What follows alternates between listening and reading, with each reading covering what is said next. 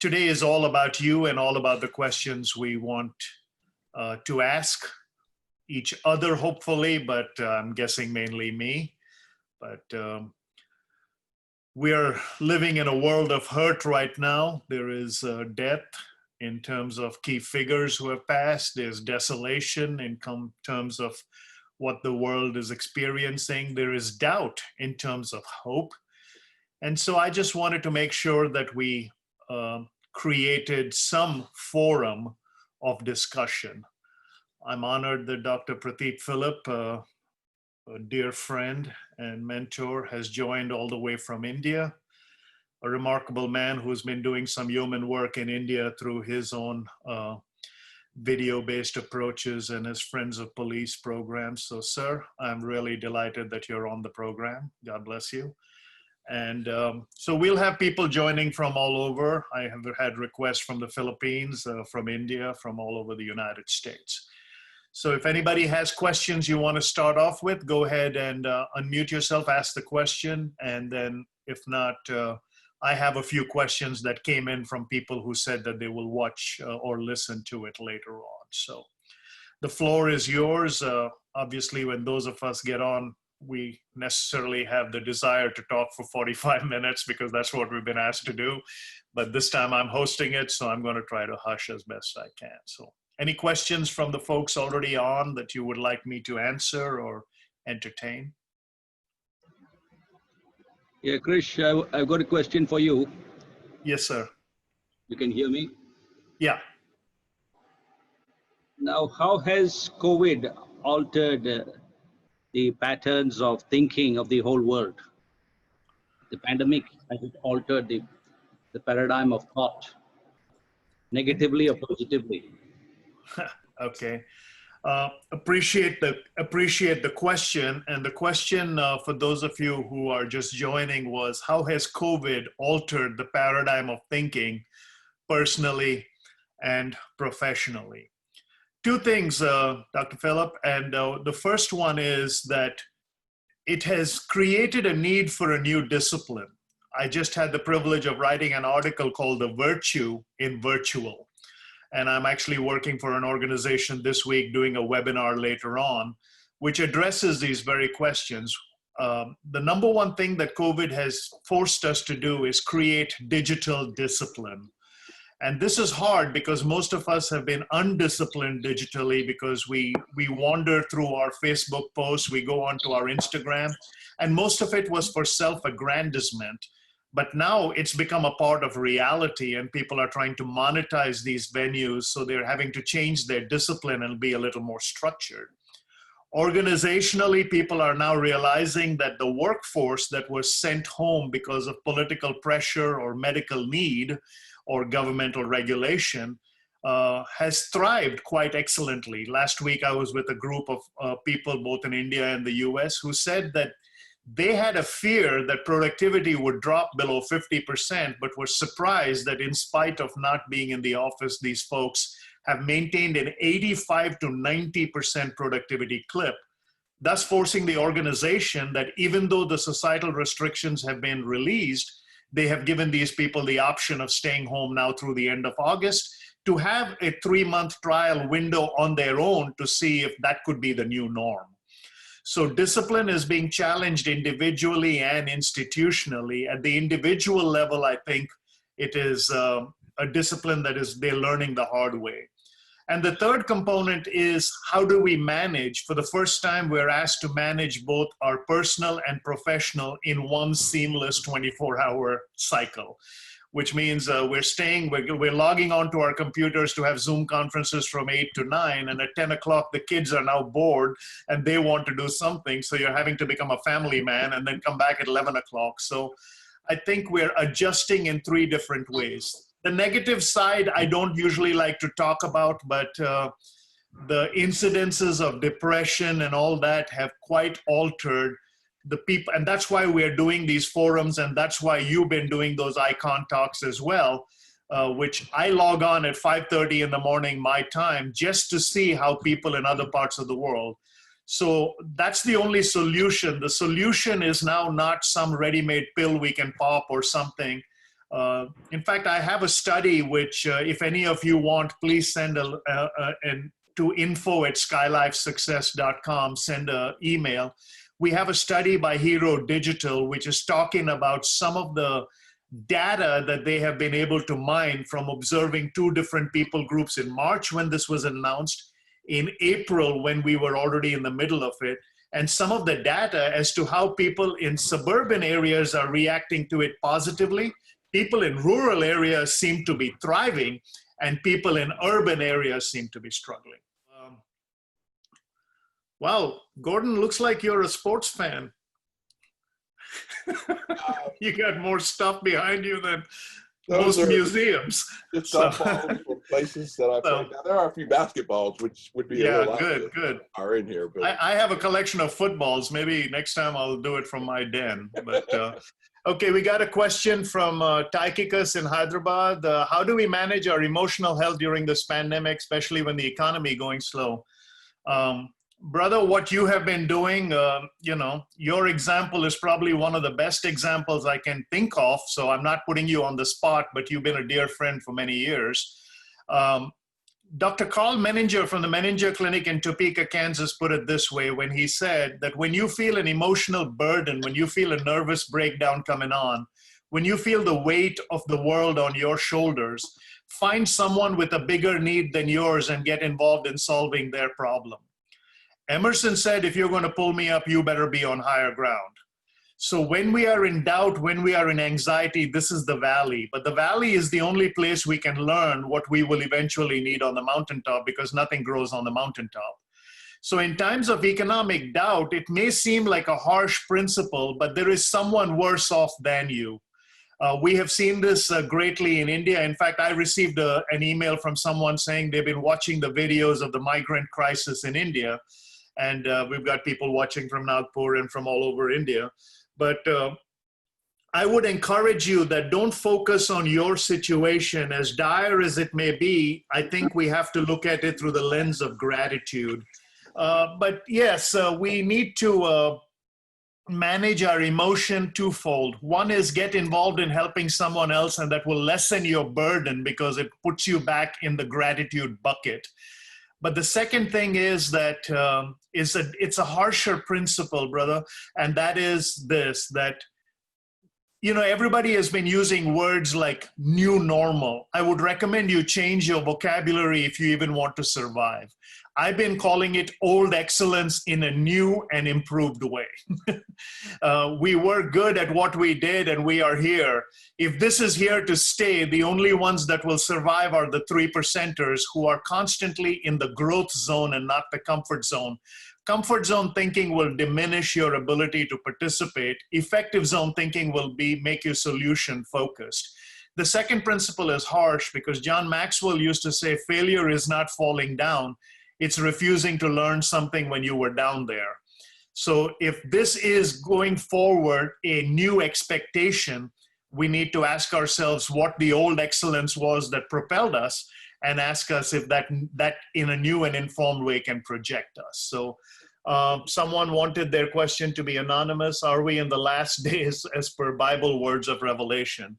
Scripture tells us that that date is not known, and it would be blasphemy for us to claim it. Many have, I remember years ago, it may have been Voltaire who said that the Bible has outlived its uselessness, and so far the Bible has basically outlived its pallbearers. People bought Voltaire's house and started printing Bibles in it. So the end times are not known to anybody. By the same token, many people have been posited over the last 25 years as being the Antichrist. Text without context is pretext, and eventually make sure that when you read text, you don't read it without context. So any time in the world can be perceived as end times, and you're absolutely right. If you read the book of Revelation, right now we do have enough weapons of warfare that can eliminate 2 billion people or a third of the populace, and these are all realities. But the Bible also is very clear. No man knows and no man can predict, and the Son of Man is the only one, and he gave us that answer. So I won't read more into it than you should. By the same token, I'm a deep, deep believer in what Adrian Rogers said about the urgency of a Christian life. And that is this: live as if Jesus died yesterday, rose this morning, and is coming back this afternoon. That may be the best way to live. So, hi, Willie, all the way from Austin. And Saji, we announced you earlier. Good. And Manny, go ahead. I do have a question, and thank you. You do know that working from home is not foreign to a lot of us, especially in the IT segment, and we've done that for years. Editing the video for that was definitely a blessed addition, but we are known to have done that in many, many hours and many, many days before. The question is, what do we say to those people that their profession cannot allow them to do that? Because there are some people that cannot. Sure. And that's a really valid observation. When this whole thing began, I'm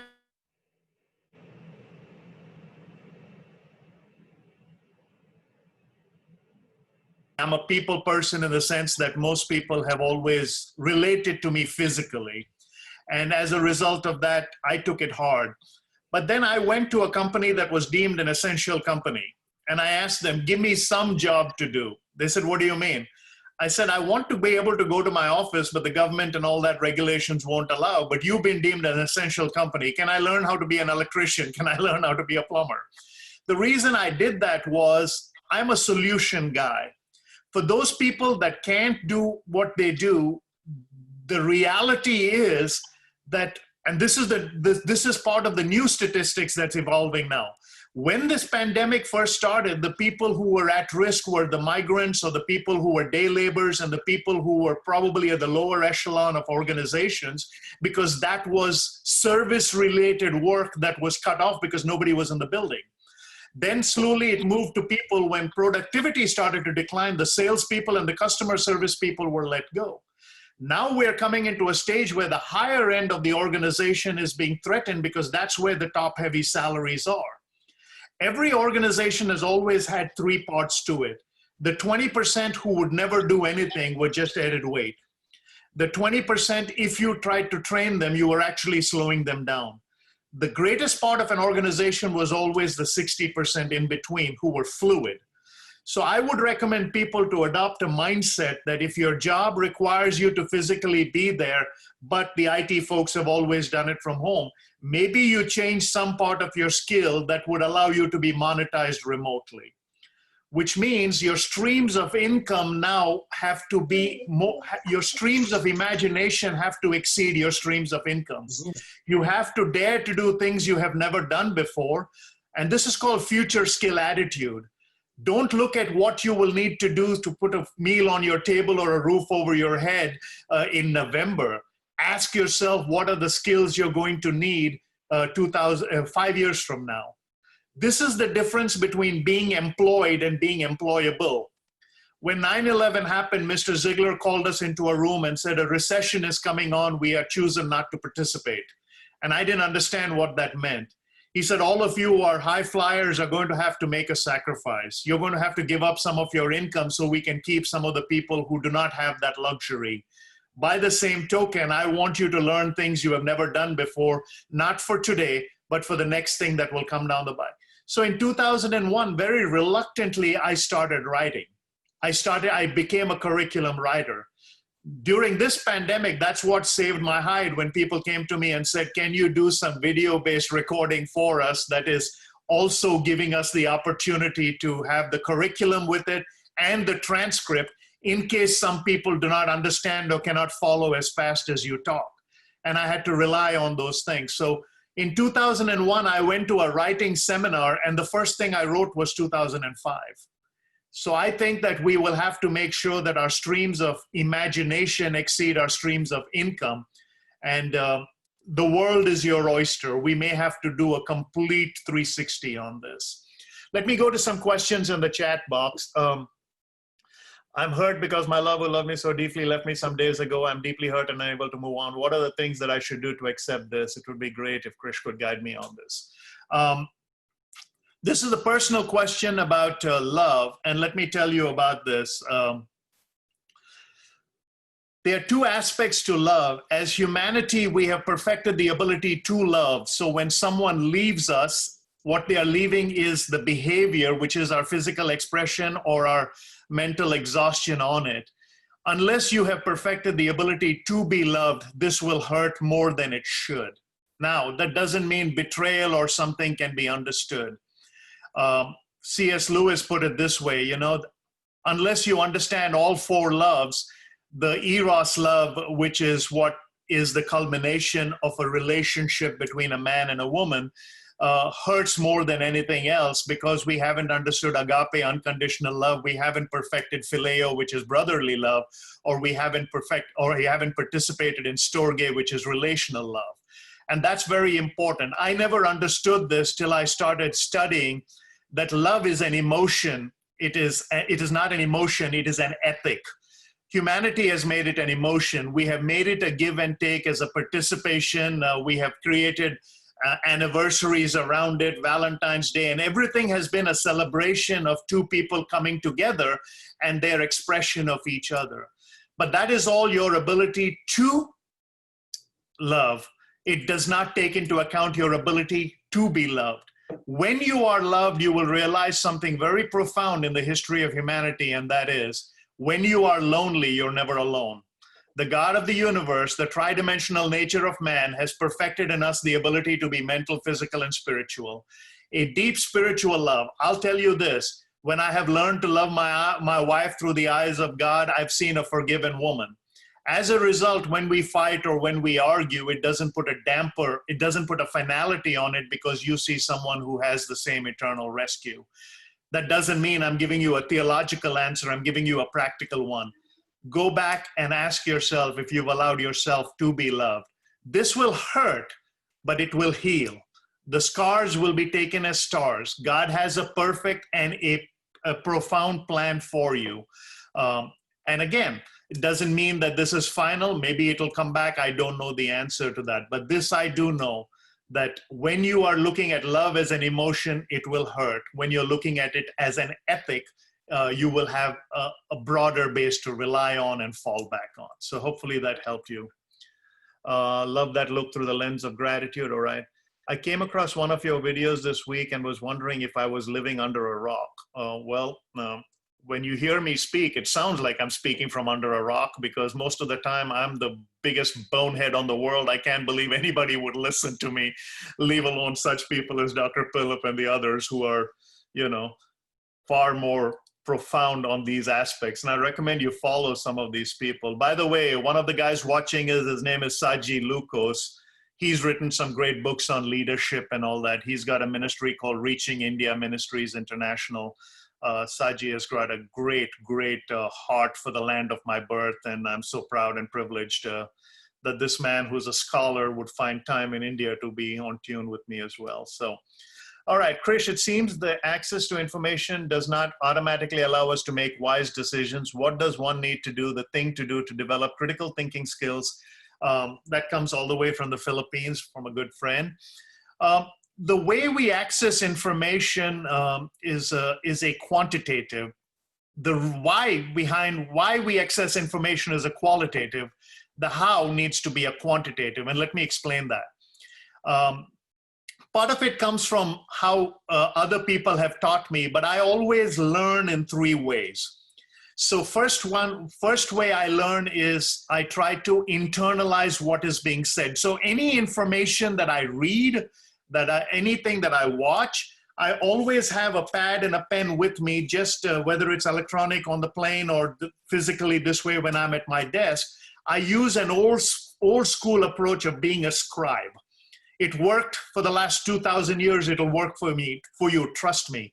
I've seen my mentors, Fred Smith, Ravi Zacharias, Ramesh Richard, Zig Ziglar, John Maxwell, any one of these people, when I've been in their presence, when they were dealing with information, Mr. Ziglar always sat in the training room with a pad and a pen. Man had authored 29 books, 9 on the bestseller list. But if someone came and spoke in his office for 30 minutes, he had a pen and a pad handy so that he could take information. This step is called internalization. Internalization. Unless you make the effort to take the information that is being offered and internalize it, it will be just something there that comes as authorial expertise. See, when I first read something, whether it's Dr. Phillips' book or when he's written many books, when I read that, I say, what is the author trying to say in general? So he calls his thing Philippism, or Saji calls his stuff leadership. I say, okay, what are they saying to everybody? What is their authorial intent? Then I would take a pen or a highlighter and I would highlight what is called personalization. What is he saying to me? So when any principle, whether it's a strategic principle, whether it's a corporate principle, whether it's a sales principle, whether it's a societal principle, whether it's a philosophical principle, theological, whatever the gamut is, first, internalization, what are they saying? Then personalization, what are they saying to me? Then I would put it on another page, which is my own notes, which is vocalization. How would I say it to those that I manage, those that I lead, those that I influence, those that I impact?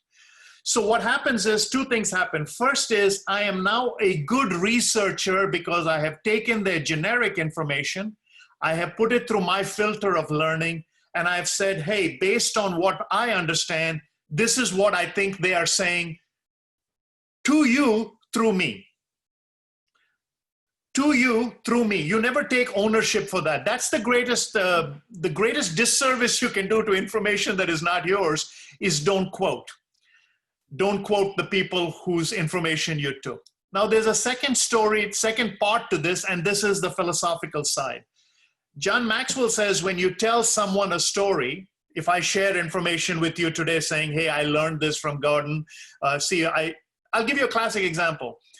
When Gordon was on the TV, I saw him with his SMU shirt, and I immediately said, you're still talking about the ponies. He's a big fan of SMU and their basketball program, but by telling him a story, it tells him I care. By telling his story to you, it makes him realize that my care is genuine. When you tell his story to others, now the circle is complete. That's the circle of information that is just gleaned in this. See, part of what we are seeing in this pandemic circle right now globally is an abundance of ignorance as if it has no expiration date. We have a bunch of people, everybody's an expert now on race, on grace. The other day someone said, what's the difference? The word patriot has the word riot in it. I said, yeah, the word stupid has the word ID in it. And the word mask has the word ask in it. If you're going to argue with me, don't do it with a juvenile understanding of English and an infantile understanding of physiology. It doesn't work. So that's what I mean by everybody's an expert out there, but if you want information to really have expertise, be transparent by focusing on internalization, personalization, and vocalization. Old excellence new, we've had a leadership crisis in Africa for many years. We have rich natural resources, but cannot convert these in Africa to finished goods. What would you say we need in Africa to lead well so we stop imploding? And brother Jason, thanks for that question. I've had the privilege, I know you're in South Africa, but I've had the privilege of being as far down as Zimbabwe. And I went to Zimbabwe during the height of their crisis while Mugabe was still in charge. And there was an organization I had the privilege of working with there. And that organization was part of the EcoNet group, but it was called Capernaum Trust, I think. And they asked us to come and deal with leadership. But one of the things I quickly found when I got there was that the principle that they were using for their effectiveness was actually a principle that should be more broadcast. So rather than telling my illustration, I'll give an illustration from a country neighboring to you. Now, the illustration comes from this place, but the person who gave this illustration was featured in Forbes magazine. You know his name well. He was voted one of the outstanding businessmen in the continent of Africa for many years. His name is Strive Masiawa. Strive Masiawa. Masiyawa. And you can go check online, Strives 5. He articulated these principles in Forbes magazine. And a lot of people I was with in Zimbabwe who are affiliated with his organization do those 5. But they asked him how he went from a person who had just an idea to provide telecommunication to sub-Saharan Africa to becoming one of Africa's first billionaires, homegrown. And Strive said this, you know, The number one principle is find a human need and fill it. He added other principles to it. Among them were work relentlessly, pray regularly. But one of his principles was give back. So Capernaum Foundation is an offshoot of Econet Wireless. It started by Strive's wife. And what they have done in the give back is they have isolated and identified many children who, where one or both of the parents had succumbed to AIDS, brought them in with scholarships that were corporate scholarships. This is a biblical principle, what you have done to the least of these. They educated them. Many of them were sent to the West with the Joseph Nakomo scholarships. I spoke to that group in the US as well when they were here. And once they came to America, they had part of their scholarship condition was that they cannot settle elsewhere, that they would be taken out of poverty, they would be educated, but they had to come back and make a 4 or an 8-year commitment back to the country of Zimbabwe. This is not similar to the Montgomery GI Bill or any of those things that were given to people who worked in American services, saying if you serve for 4 years, we'll give you a 4-year education at the back end, or if you enroll, we'll give you this, etc. So one of the ways you can change a culture is incentivize at the base level, but there's no free lunch. You incentivize them at the base level as long as they invest back at the superior level. So that thread has to be, and the thread usually never works in economies because of corruption along the way. So I've always believed that the private sector does a better job of it than the public sector, but there are many public sector organizations. If you go back to the work of the Peace Corps and all that, this is what they did. I've met many people. Here's the key. They say it takes, 1,000 families of just regular professional repute to produce one member of who's who. It takes, X number of people of clergy. But they say it takes only 7 members of a missionary family to produce someone in the who's who. And this was an amazing statistic. When I read it, I asked myself, what happens? People who indigenously invest in other people and do it for the right reason, not theological reason, but do it for the right reason. Hey, not only am I going to give you a fish, but I'm going to teach you how to fish. But in addition to that, that 2 Timothy 2:2 has to work. What you have learned in the presence of many witnesses, now go forth and teach others. That principle does work, trust me. And I'm not trying to combine, theology with geography, but all I'm saying is that I have seen this at work all over the world. When you invest in someone to rescue them and provide them a solution, make sure you take a commitment from them that they will continue. My own mentor, Zig Ziglar, did this to me. He made me write on a sheet of paper in the year 1991 when I joined his company. I said, can I do what you're doing? He said, sign a blank sheet of paper. Who in your right mind would sign a blank sheet of paper, especially if you were a first-generation immigrant with India with nothing to your name, a lousy accent, and a man who was your hero who came from Mississippi? Mississippi's reputation was not really good in race relations at that time. In fact, I remember writing on a sheet of paper, the #1 movie at that time was Mississippi Burning, and on a sheet of paper I wrote Mississippi Learning. I had to challenge my assumption. And on that sheet of paper, blank sheet of paper, he asked me to sign my name, which I did. Then he wrote on top of it, today I, Krish Dunham, commit to being a 10-year overnight success. Today, I, Krish Dunham, commit to being a 10-year overnight success. What was he teaching me? And Jason, this is what we need to teach our people. In a world that is saturated with digital divide and infectious virtual sound bites, nobody is teaching the long game. Nobody is teaching the long game. When Dr. King said that I have a dream that one day my 4 children will not be judged by the color of their skin, that was a right thing because racism is evil. The Bible is very clear about that. It's an ism. You don't do it. But what about the second line of that same verse when he says, but by the content of their character? What he said was everybody will be invited to the heavenly banquet. Content and character will allow you to stay there. As an immigrant, I took the second part to heart because character is the ability to have pride in the mundane. If the mundane around you is degradation and corruption, how can you have pride? You need someone to pull you up. But they have to pull you up with the right information. You know, I took a lot of flack from my Indian colleagues when I used to traipse behind Mr. Ziegler and do all oddball things for him. Because people would say, why are you walking around in his shadow? I said, you know, I'm not a smart man, but I took a physics class once, and it said in basic optics, if you are in the shadow, that means the light is falling on an object. And when the object moves, the light will fall on you. And when he named me his successor, the light did fall on me. But I was in the shadow for 17 years. Friends, you can learn a lot in the shadow for the simple reason that the light is falling on you, because otherwise there would be no shadow. Even when I go on my morning walk, I say, when the light is behind me, the shadow is in front of me, telling me where I can go. When the light is in front of me, the shadow is behind me, telling me where I came from. When the light is on top of me, I'm one with it. There is no shadow. And these are things we can teach people at any demographic. So, what are your top 3 nuggets on how to lead through a crisis? What modules do you teach in your communication class?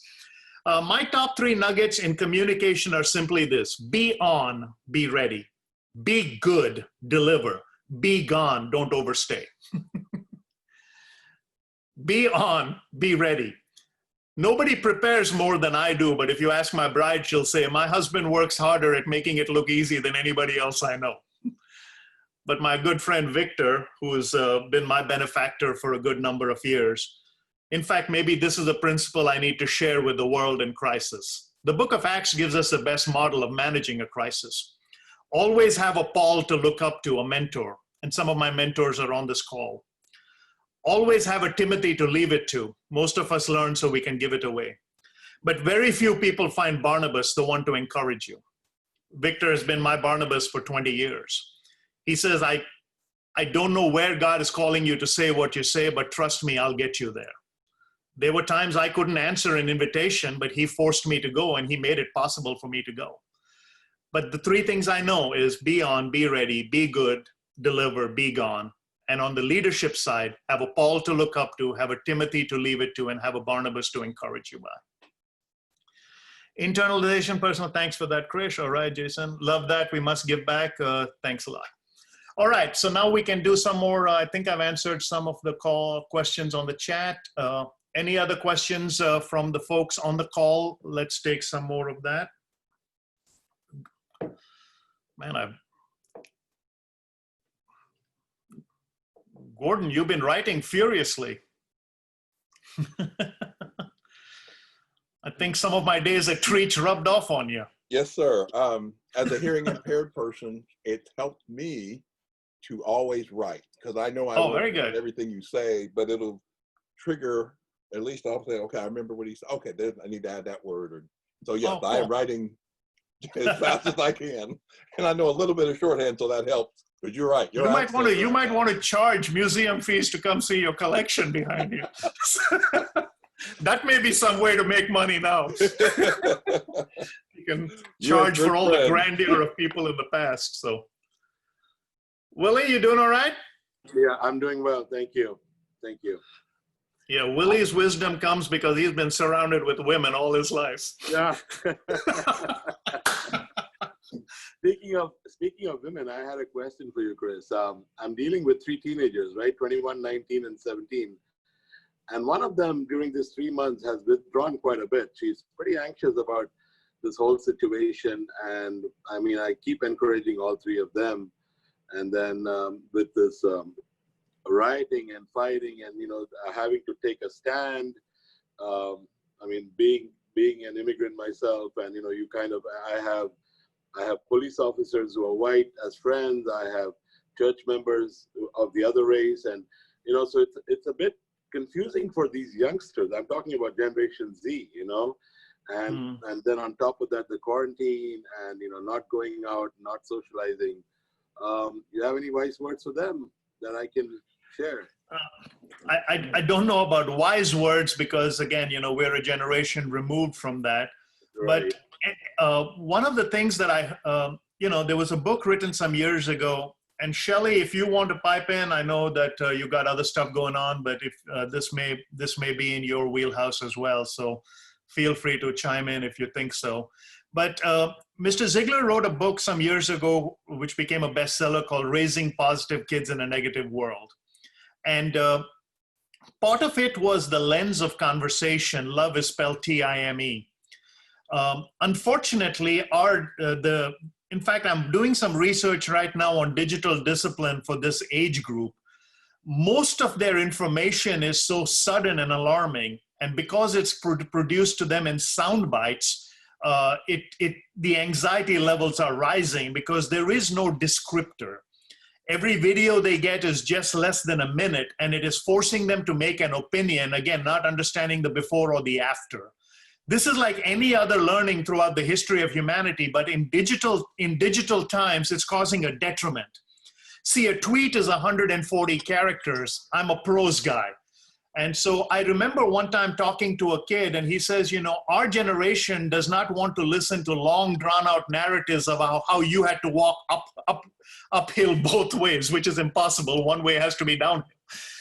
So the first thing I learned is we cannot guilt them into gratitude. This is a reality. We can't say, I didn't have the luxury you do, so just buck up. The second component is there is no easy answer. But some of the younger people in that generation, and what I'll do, Willie, is I'll send you a couple of links on people who are in their 30s, who are giving great advice to this generation. We are not discounted because of the fact that we are related to them. 9 times out of 10, we are discounted because we have no relevance. Our conversation does not match anything that comes in digitally, anything that is on Instagram. You know, when I started Instagram, someone says, what is it like being on Instagram? I said, it's the exact opposite of Billy Graham. So you know, but I'm trying my best to understand it, and I at least got a chuckle out of them. So what I do with the youth is I try to find the commonality. But it's better if they heard it from their generation. So I would try to find information and inspiration that is coming from the people like Nick Wojcik and some of these guys. For example, when you look at Nick Wojcik or his videos, I had a friend by the name of John Foppe who was much younger than me. John was born without arms.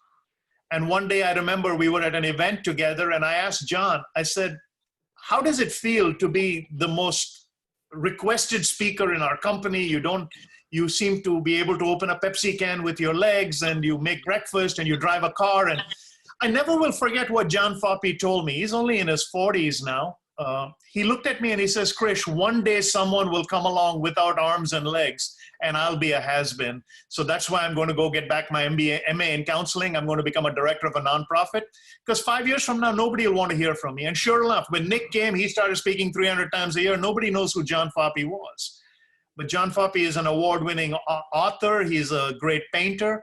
But his words of advice gave me that. Our kids have to learn from somebody who has more problems than they. But that person cannot be a source of guilt. Number one, cannot guilt them into gratitude.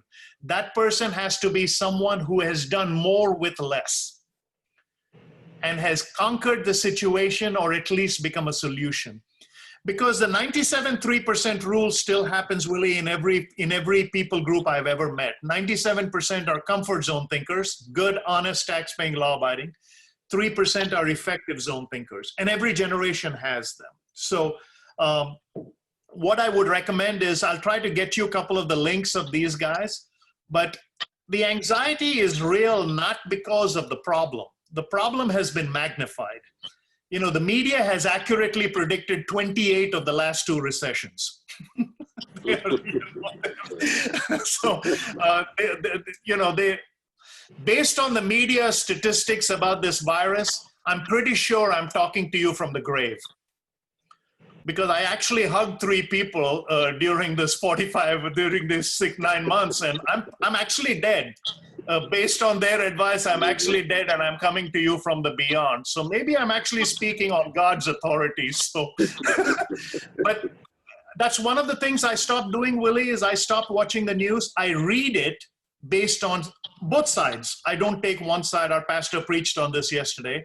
I take everyday information that I agree with and information I disagree with. Two sources I'll pick, and these have to be reputable sources at a national level. Right. And just for 15 minutes, the rest of the day I switch off the news and I watch. I read. I invest in myself, but they are being inundated now. The problem is, it's like Abraham Lincoln saying, "If it's on Facebook, it should be true." So we are at that stage right now where we're saying, did you see Mahatma Gandhi's post? So in fact, jokingly, here may be a lighter mood about this. I think Willie sent me this joke about the girl who decided that she wanted to get married and goes and meets for a little time with the guy. And when she comes back home, the parents have agreed that it's a great match. But the girl says, "I don't want to marry him." And the father goes to the girl and says, "Why don't you want to marry him?" He says, "Well, we were in the living room and he pointed to a picture of Mahatma Gandhi on the wall and he says, 'Is that your grandfather?' He says, 'I don't mind marrying who you pick for me, but I can't marry stupidity because you can't fix it.'" So we are living in times of deep ignorance, and I don't know how to insulate the next generation from it. But this I know as a promise. Our children are not 100% of the problem, but they are 100% of the future, and we have to figure it out. Yeah, agreed. Thank you. So, all right. Anybody else want to ask or chime in? Let me see. Okay, we got some more here. Every year, students commit suicides in India as their results are out. How to address this? Wow.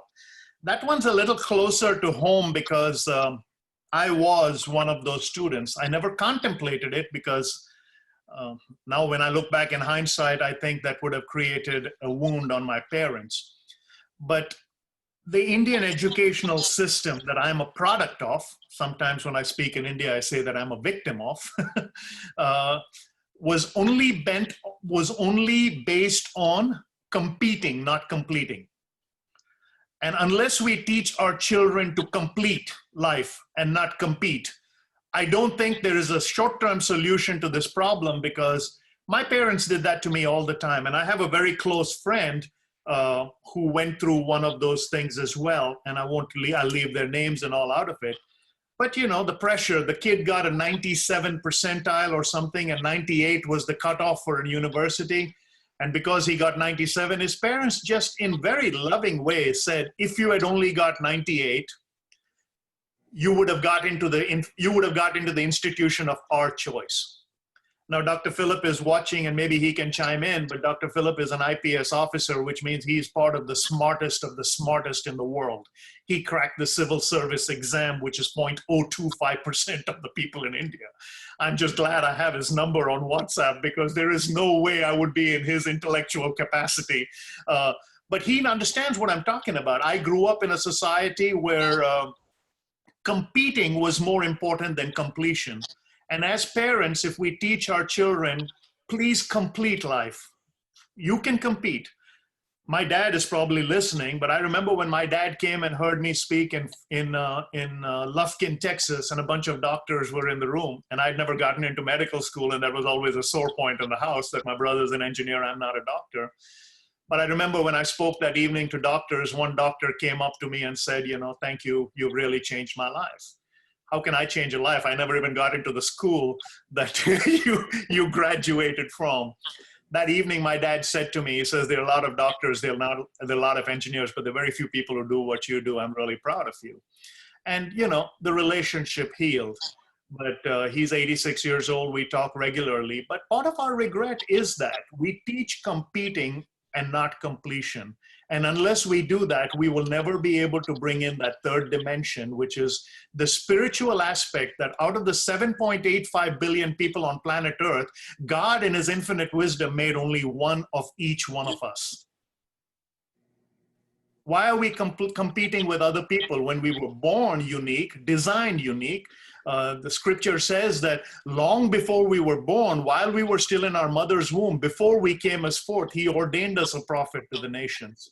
Dr. Philip, you want to add something to that? You're part of the intellect. I guess you get asked that question a lot as to how do you prevent this epidemic of suicide that's taking place? Yeah. You can hear me? Yeah. Yeah. So the Indian educational system, as you said, conditions people so that they aim for success, but it doesn't prepare them for failure. And that's why Indians are always in a competitive mode. And one of the reasons why the most successful immigrant community in the US is Indians. So, you know, you have, so that's the bright side of it. The CEOs of the top corporations of the United States, whether it's Google, Microsoft, are all Indians who came from your kind or my kind of education. So it's good for the few, the 3% who are the ones who are in the challenge zone. But for the vast majority, 97%, as you said, who are continually in a comfort zone, they get to be very uncomfortable with failure. And some choose to opt out of the race. Okay. So as I said, a Philippism, which you might have read when you reviewed my book, an optimist is one who never opts out. Never opts out of the race or out of life. Thank you. Thanks. And I'm glad you're on there, because I wanted the perspective. I didn't want it to sound like it's coming from somebody who lives a comfortable life in Flower Mound, Texas. I go to India quite often, but I engage with people on a daily basis. So, Patricia, married to my favorite Filipino, Vince. How has this pandemic changed how we communicate? One of the things that communication has changed in the digital space is just that, the discipline of making sure you are inclusive. In a virtual world, remember this, let's go back before this pandemic when the television was just a source of entertainment in the house. About 10 years ago, I asked myself, what kind of a communicator do I want to be in the year 2020, in the year 2010 and beyond? And the answer came to me. We are now in an app world. At least that was the reigning thing. Everybody had to have an app. And all the free apps would give you 3 clicks or 3 points of freedom before they charged you anywhere from 75 cents up. So this download will cost you 99 cents.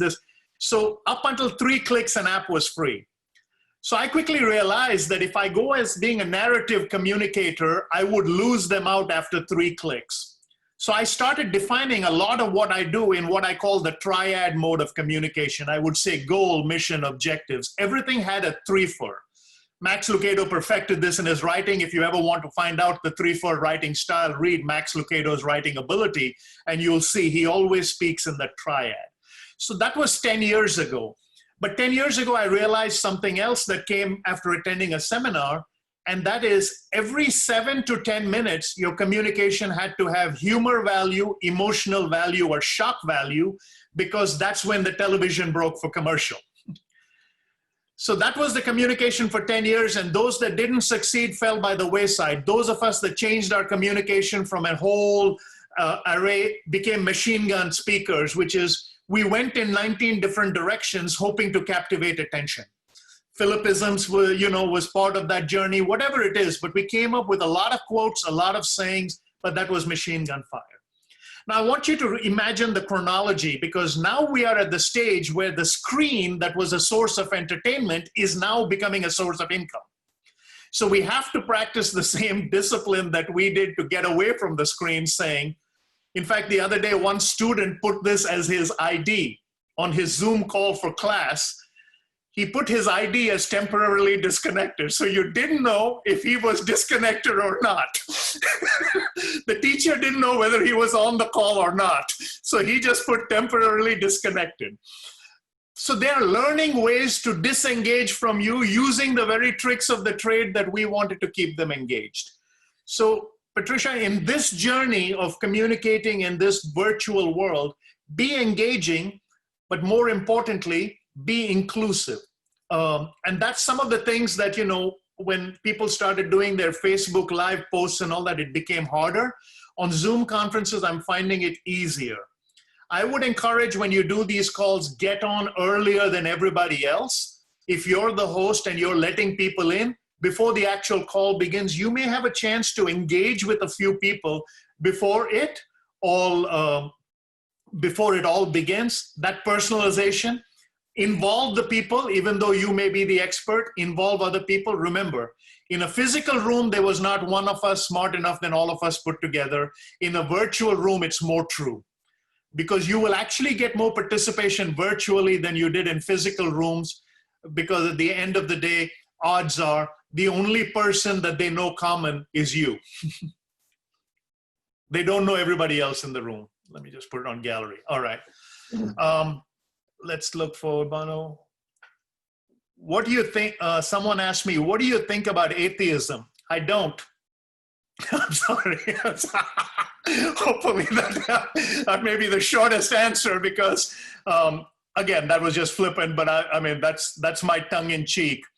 I was actually questioned this in a forum in Raleigh, North Carolina, where after I finished in the Q&A session, someone said, Mr. Dunham, I agreed with your style, but I disagree with your premise. I'm an atheist. There were about 300 people in the room, and he had the microphone. So when he took a breath, most of them do. Remember, even people who disagree with you have to breathe. They cannot grandstand for too long. Just because someone holds their breath doesn't mean the universe suffocates, okay? So this person took a breath after he said, Mr. Dunham, I'm an atheist. I said, good, I'll pray for you. So he says, you don't seem to understand, I don't believe in God. I said, then it shouldn't bother you if my God doesn't answer. Most of the time, an atheist disagreement is not with your theism. It is for the joy you have found in an absolute. An atheist who says that I'm absolutely sure there are no absolutes is not committing a theological fallacy, he's committing a logical fallacy. How can you absolutely disagree there are no absolutes? You just made an absolute statement. So atheism, 9 times out of 10, they claim is not a belief, but when I disagree with them, it is their argument is not against my inability to prove my certitude. It is about their ability to have joy in the fact that I have that certitude. See, when Immanuel Kant said that I did not believe anything unless I'm absolutely sure about that, he is positing the fact that he has all the available knowledge in the world. Stephen Hawking one time said something, and John Lennox said it this way. He said, according to advanced computers right now, the most learned man in the world, the scientist from Cambridge, Stephen Hawking, when he passed away, possibly maybe had 2% of the world's knowledge. The smartest man in the world, maybe, if you extrapolate all available human knowledge, would have only had 2%. Is there a slight possibility that in the 98% he didn't know there may be a God? So that's the thing. The question is certitude versus rack of it. And most of the time when I talk to atheists, I do it with looking at the assumption of the questioner as we've been taught. I try not to discount another belief system. I myself grew up as a Hindu. I became a Christian. By the same token, I can stand in front of you and tell you I've studied all worldviews. Every year I read 4 books, and 1 book of them is by an atheist. And the reason is I need to know what the other side is thinking, not because I'll be smarter, but because I'll be kinder. So, Emilio Rosa joined us. Thank God Willie is working remote. Otherwise, he'd be written up for goofing off from home. How do you find stories, anecdotes, and quotes to illustrate points in your speech? I'm a researcher, but I also find conduits of information that encourage me. But I love how Adrian Rogers put it, and maybe I'll use his quote to answer this question. I milk a lot of cows, but I churn my own butter. I milk a lot of cows, but I churn my own butter. We have to be constant sources of knowledge and information, but in the chemical sense of the term, I'm a catalyst. I facilitate reactions while staying objective to the process. To stay objective, the ingredients have to be constant, and then the outcome will take care of itself. How to react or prepare. How can you motivate the students who are failing in many competitive exams? I think part of that question was answered, but I'd encourage you to, in fact, send us a private email on that, and I'll connect you with some folks in India, including Dr. Philip, and some of his resources I think will be more apt for you. How do you keep yourself motivated and focused? Do you have daily routines that help you with them? When you lack motivation, how do you regain it? Motivation, according to Mr. Ziegler, is like bathing. And,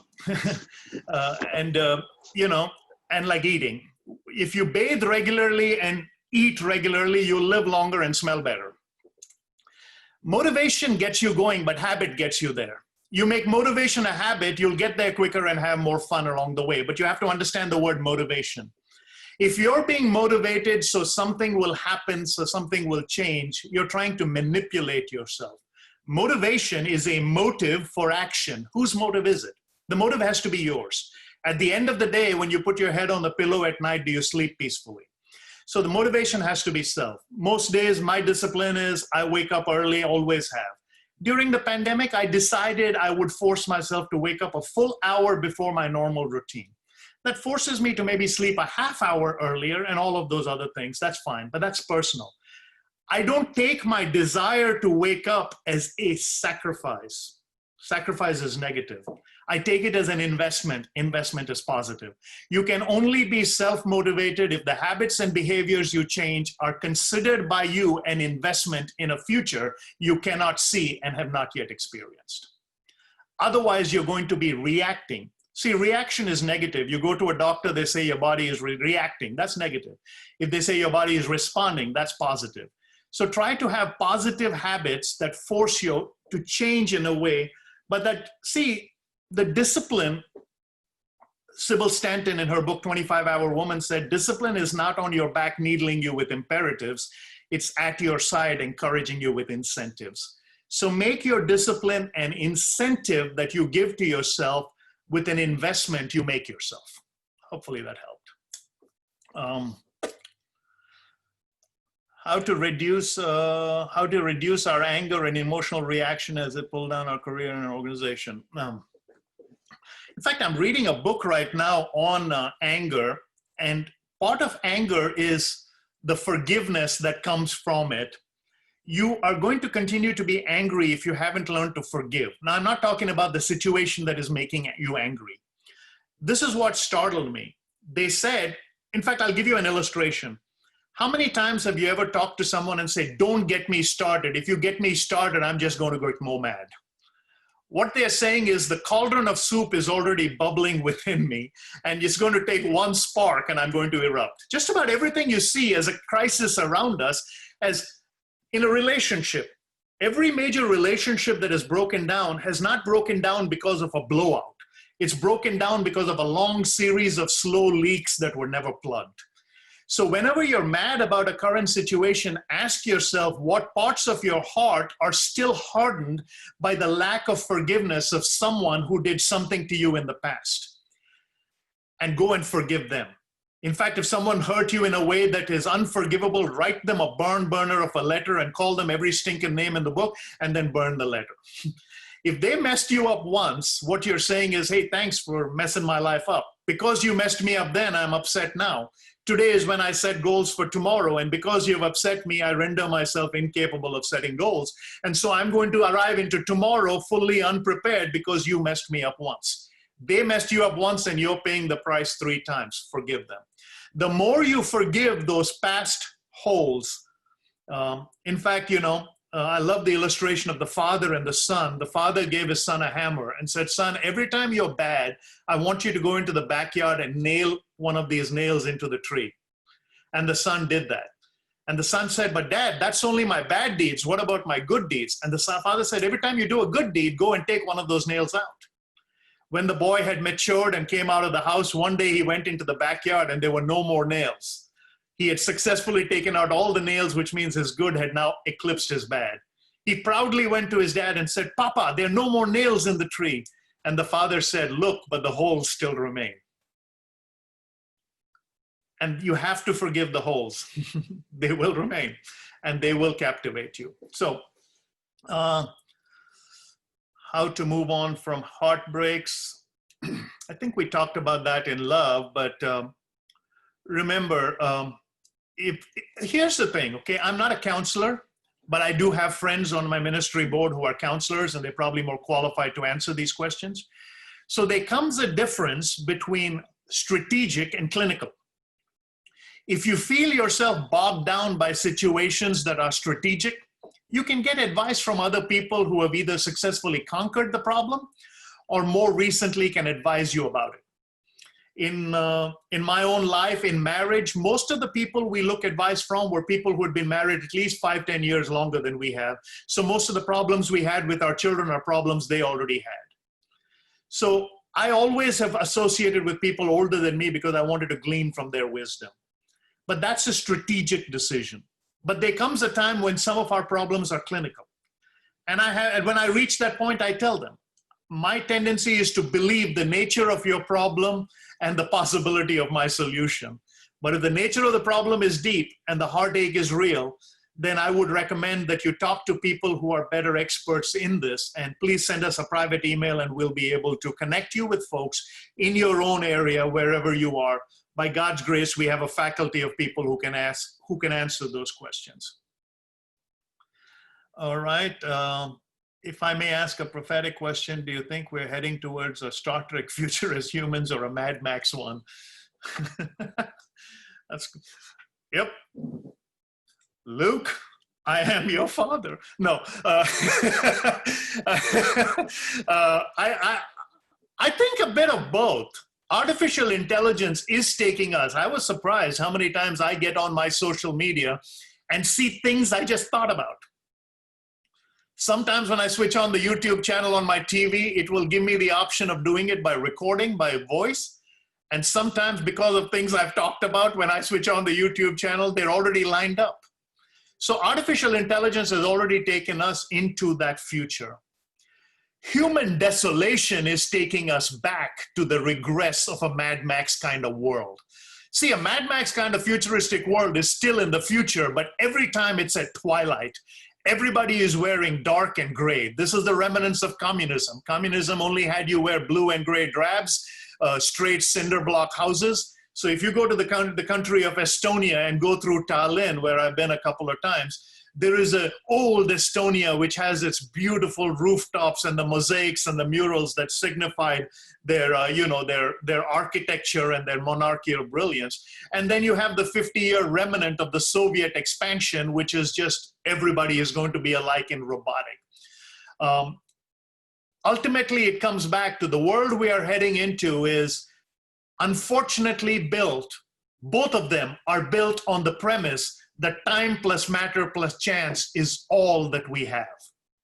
That we are a random product of, we are automatons, we are the random product of time plus matter plus chance. There is no morals, there is no moral law, there is no moral lawgiver. So a future that is dark is also predicted on that savagery that everything is there for the taking because all we know is what people have.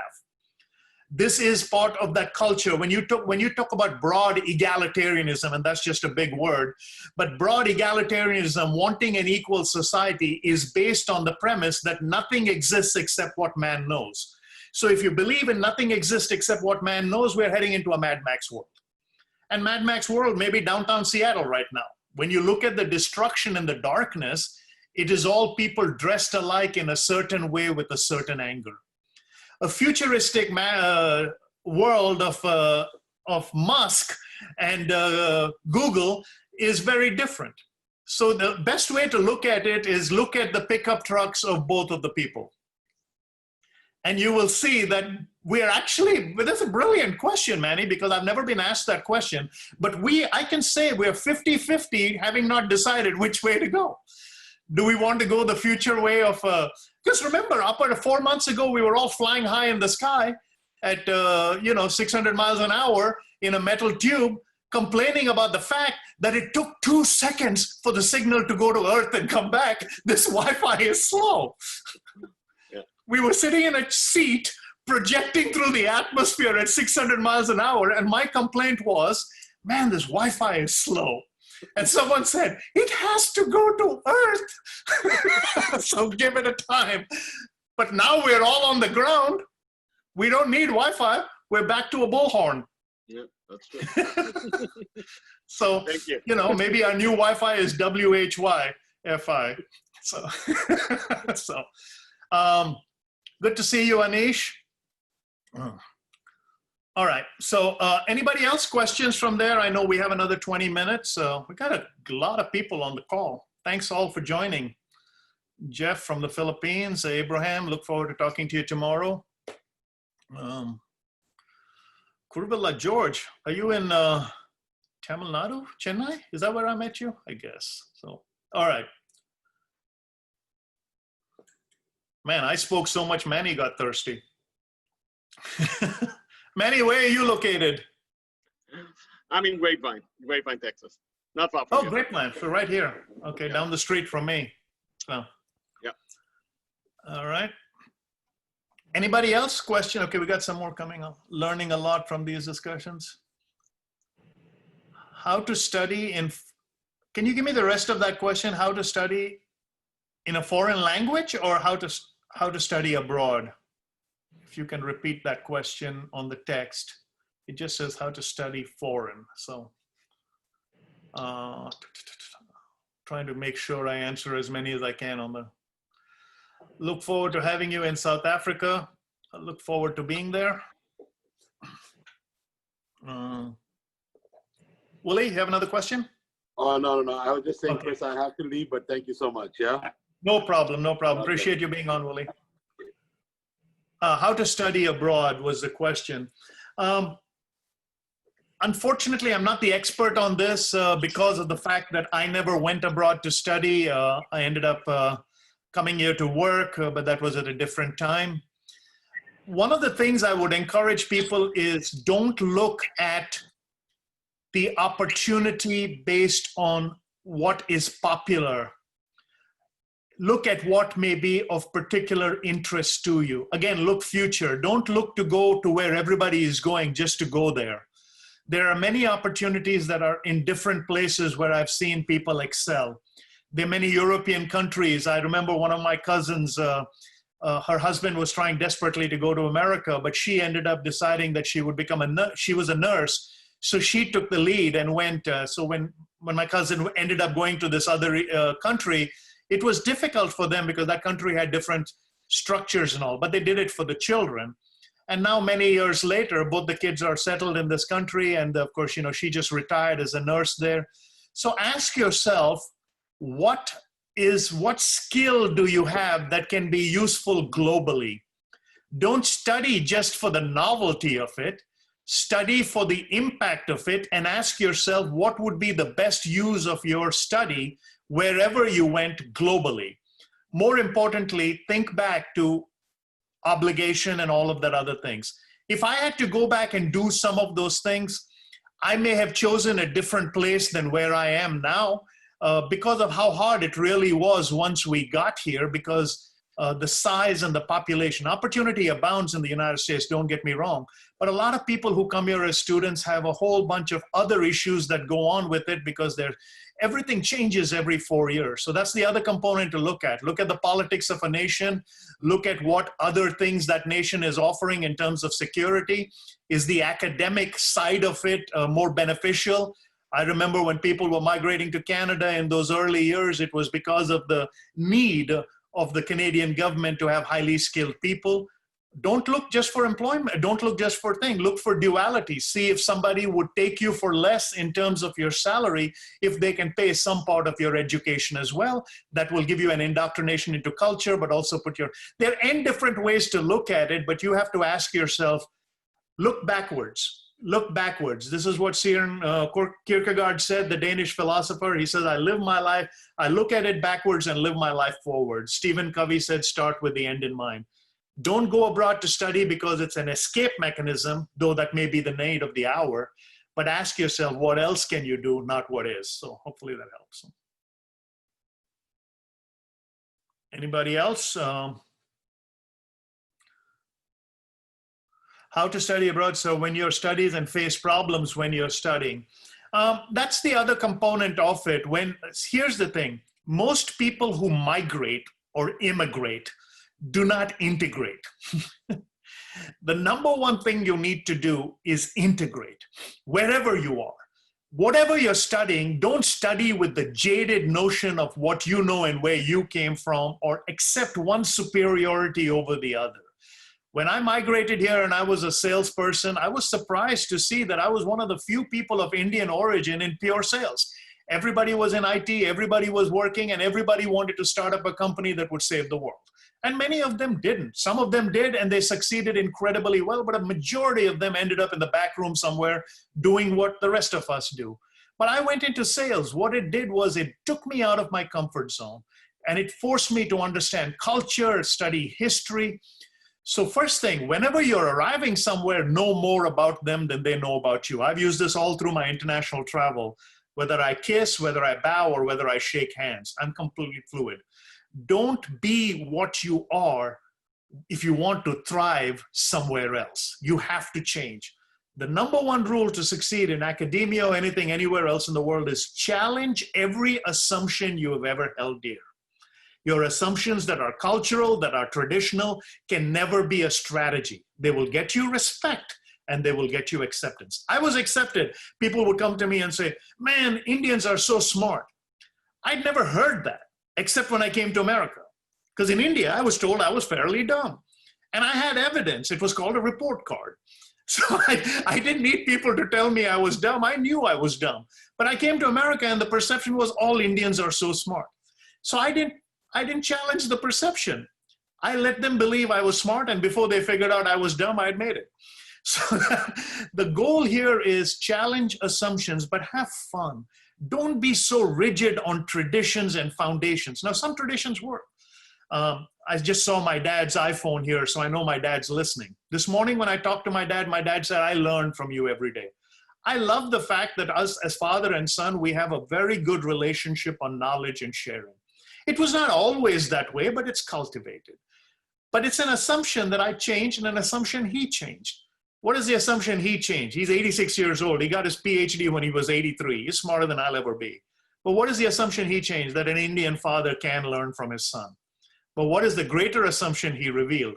That when the Indian father says it to the son, something dramatically changes in how the son now lives the rest of his life. To honor the fact that, hey, my dad learned from me. I'm not a bad kid. That's what I mean by challenging assumptions.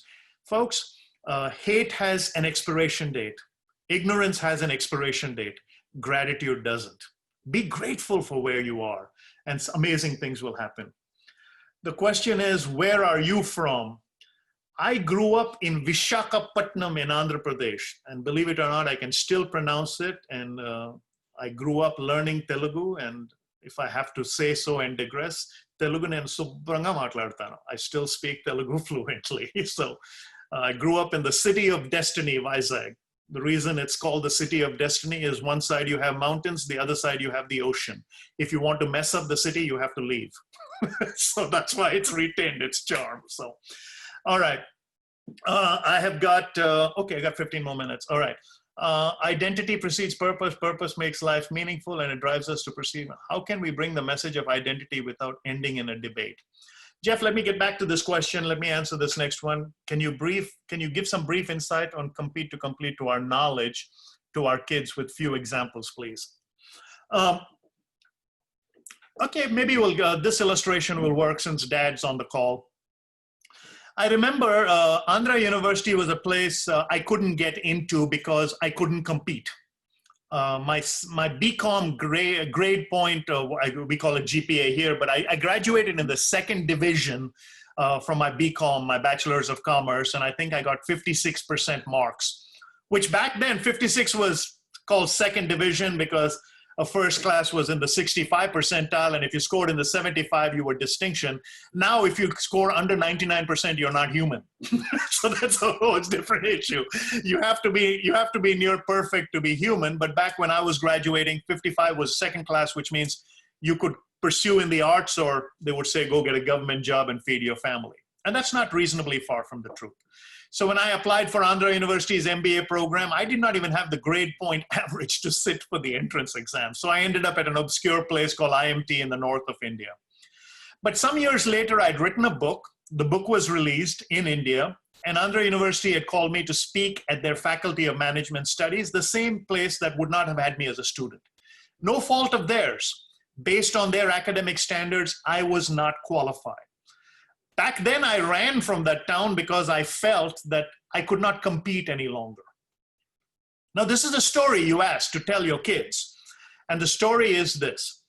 Now, my father graduated from Andhra University in 1955 or 54. I think he did his BSc in botany. His grade was not very good either. So he got a job. My father's job was as an assistant foreman or something. He started with Caltex Petroleum, eventually became the superintendent of operations, and had a fairly illustrious career. So now suddenly my father, at the age of 83 at Andhra University, finishes his PhD. So at that Faculty of Management Studies, they invite us both. I'm speaking and they honor him. They ask him to say a few words. And my father says this. He says, "Your speaker is my hero." And I got choked up. Now here's what he said. He may not remember what he said, but I do.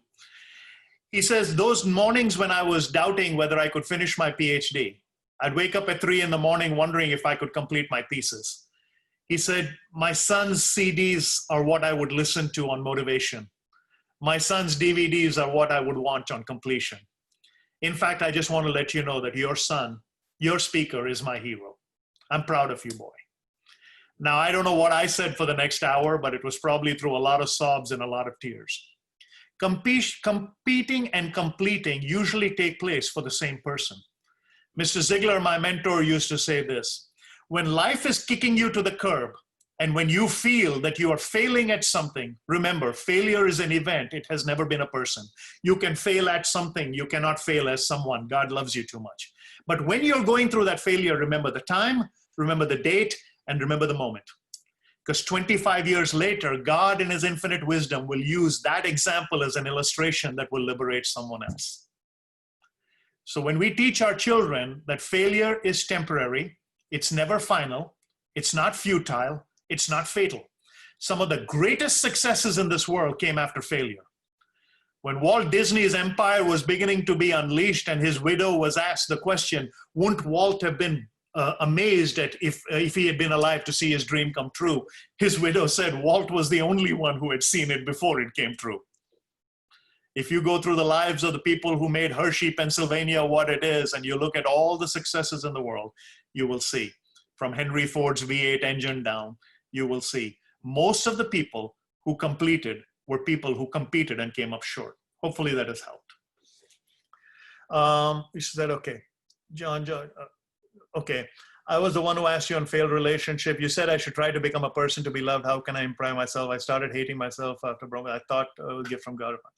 Here's the thing. The only thing I know about anything coming from God is this: whether it's love, whether it's a relationship, whether it's a promise, whether it's an outcome. When I put my head on the pillow at night, and if it is from God, I fall asleep and sleep peacefully. If it's not from God, I stay awake all night asking God to change his mind. So let me see if I can pull something up here that I recorded the other day. And this is from the book, The Bait of Satan by John Bevere, The Bait of Satan. So I highlighted this morning, and I don't know why I highlighted it, but I'm pretty sure it'll answer your question.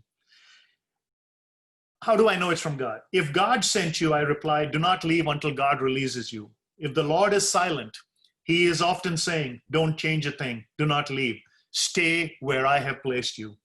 When God does instruct you to leave, you will go out with peace, no matter what the condition of the ministry. To this I took, not as a preacher, but I took it in life. Wherever God has placed you, he is silent and he's not answering, he's left you there for a purpose.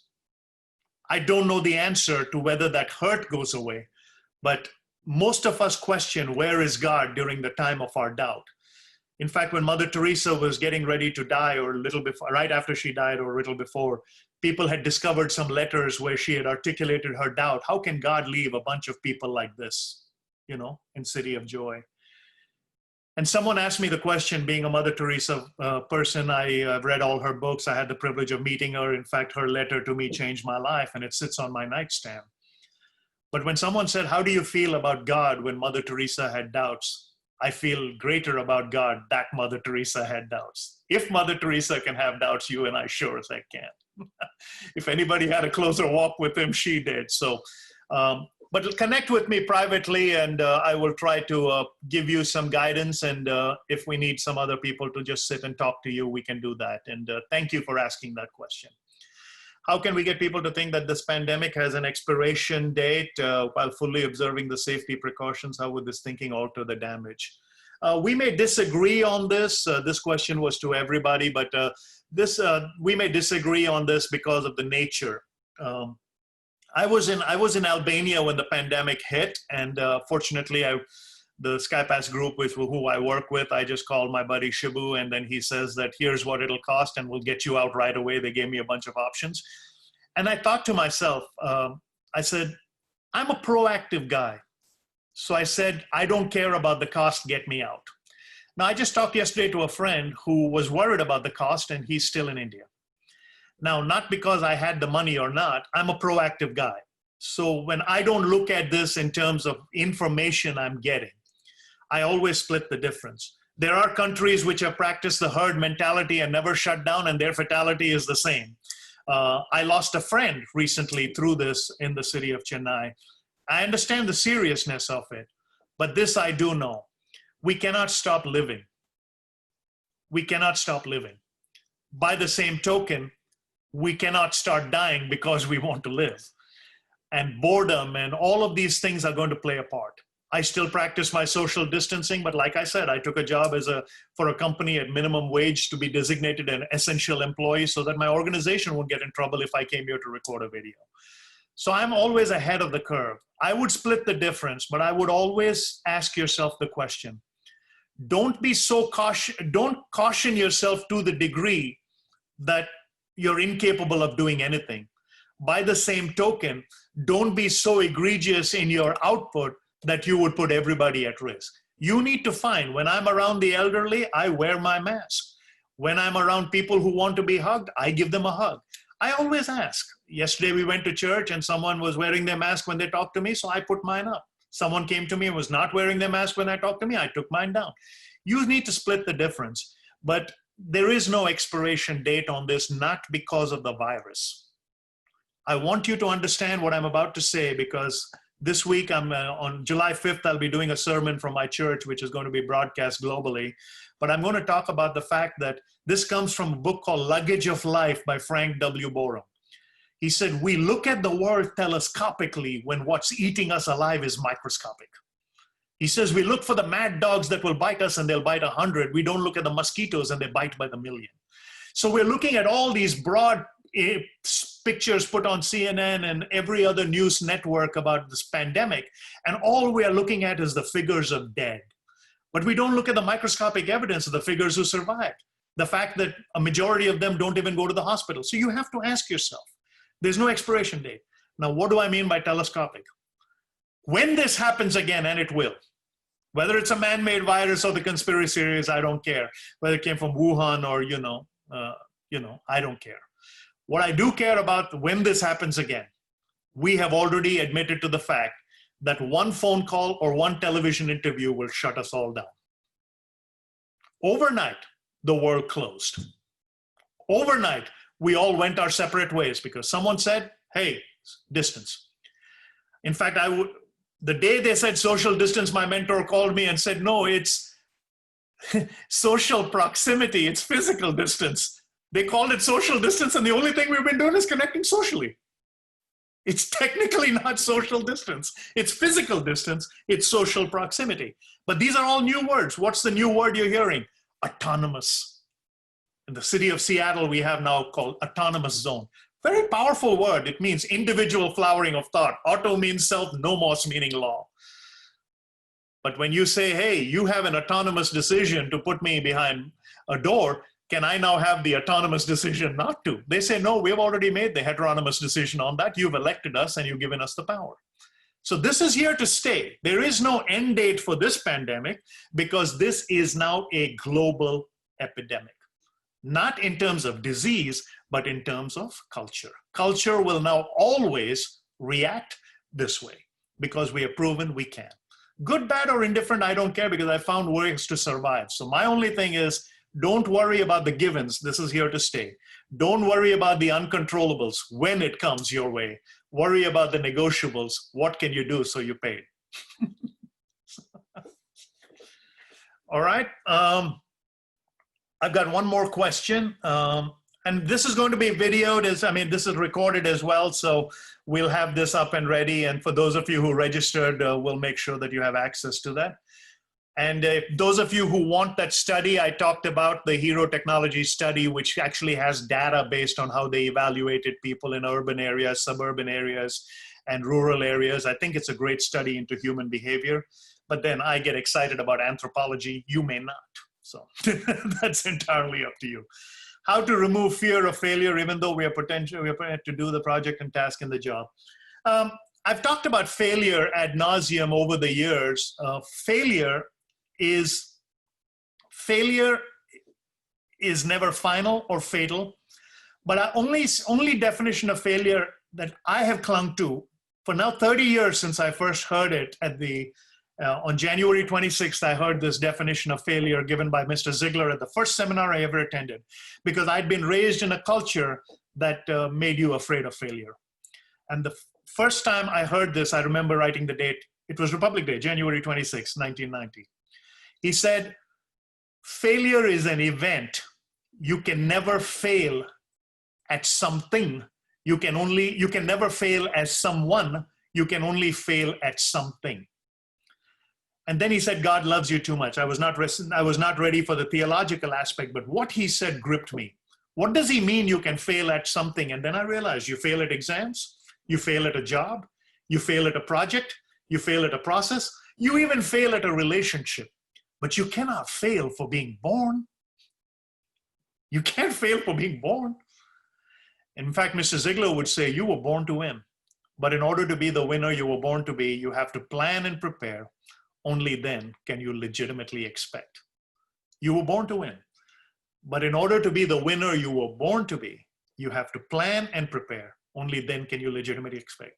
Most of us who have the mindset that this is happening to me because of some past life or this life, I don't know what your theology is, but that's like the farmer standing in front of his field saying, Lord, I didn't plant any crop this year, but I don't want to starve in the winter. So why don't you give me a good crop this time, and next year I'll plant more than anybody else? What you're saying is, reward me now, I'll perform later. Or the kid who comes and says, teacher, if I take a failing grade home, my mama will skin me alive. Why don't you pass me this one time, and next year I'll study harder than anybody else? Same thing, you're saying, reward me now, I'll perform later. The world doesn't operate that way. By the same token, we're living in an era of political correctness. I would encourage you, if you want to understand failure, get constructive critics in your life who can tell you what you did, whether it was good, bad, or indifferent. Get rid of the destructive critics. Destructive critics just point out your faults. They'll say it won't work, chalta hai, it won't work, all of that, Constructive critics will say, hey, I heard what you said. This morning, I sent a paragraph on Friday to a company I'm getting ready to work for. And they sent me back a paragraph saying, based on what we have received from you, we have rewritten it this way. And it was nothing what I had said was in there. But the way they said it was, for our constituent audience, a simpler version of what you say is articulated this way. And one of our staff writers who works with our demographic has rewritten it this way. My only response was, you know your crowd better than I do. I don't take that as an affront. What I take that as is someone cared enough about what I said to editorially make it reach another demographic. See, when someone says no to your skill, you can go back and learn a new skill. Don't give them permission to reject your will so that you can go learn a new skill. All right? I think that puts me right at 11:30, and I also teach time management. Someone said, where do you live now? I live in Flower Mound, Texas, but our office is in Las Colinas, Texas. This has been hosted by the SkyPass group of companies, of which SkyLife Success is one. Check us out. Call us for your travel needs. People say, but this was a question and answer session. Yes, I'm a salesman. That's what I do. So, all right. If you have any other questions, comments, or snide remarks, please send us a text. Thank you all for joining us. Thank you, Dr. Philip, for your participation and helping me with a question. Greetings, Anish, Manny, Abraham, and a host of others. And Dad, thanks a lot for joining. You always make my day when you tell me that you still learn from me. I love you.